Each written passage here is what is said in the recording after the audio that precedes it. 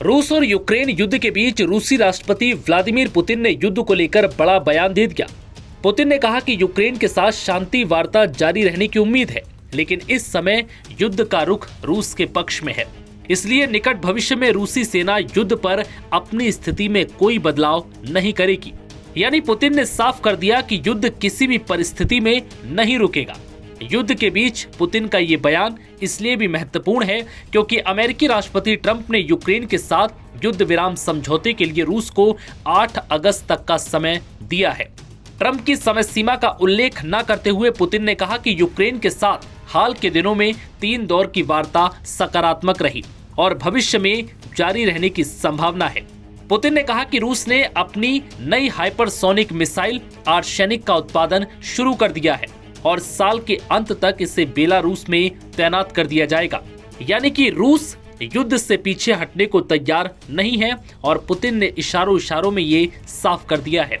रूस इस मिसाइल का परीक्षण यूक्रेन पर नवंबर 2024 में किए गए हमले में पहले ही कर चुका है। पुतिन ने ये बात सेंट पीटर्सबर्ग में बेलारूस के राष्ट्रपति विक्टर लुकाशेंको के साथ संयुक्त प्रेस वार्ता में कही। 3.5 वर्षों से जारी रूस यूक्रेन युद्ध में राजधानी कीव पर गुरुवार तड़के ऐसा रूसी हमला हुआ जो सबसे बड़ा और दर्दनाक रहा। मीडिया रिपोर्ट्स के मुताबिक इस हमले में 2 बच्चों समेत 28 लोग मारे गए, जबकि 150 से ज्यादा लोग घायल हो गए, जिस पर यूक्रेनी राष्ट्रपति जेलेंस्की ने कहा कि रूस में सत्ता परिवर्तन से कम में क्षेत्र से हमलों का खतरा कम नहीं होगा। अभी यूक्रेन में युद्ध विराम हो भी जाए, लेकिन क्षेत्रीय देशों पर हमले और उन्हें अस्थिर करने की रूसी कोशिश रुकेगी नहीं।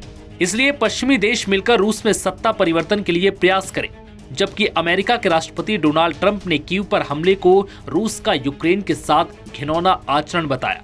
ट्रंप ने यह भी साफ किया कि अगर रूस अगले सप्ताह तक किसी शांति समझौते की ओर कदम नहीं बढ़ाता तो वो मॉस्को पर नए प्रतिबंध लगाएंगे।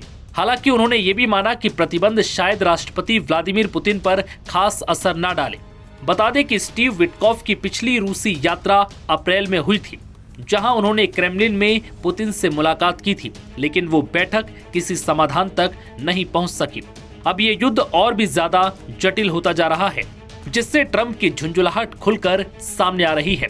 बता दें कि रूस यूक्रेन की जंग को रुकवाना अमेरिकी राष्ट्रपति ट्रंप की साख के लिए बहुत जरूरी हो गया, क्योंकि ट्रंप ने सत्ता में आने से पहले ही दोनों देशों की जंग रुकवाने के ऐसे दावे किए थे कि लग रहा था जैसे ट्रंप के सरकार में आते ही ये जंग थम जाएगी, लेकिन ऐसा हुआ नहीं।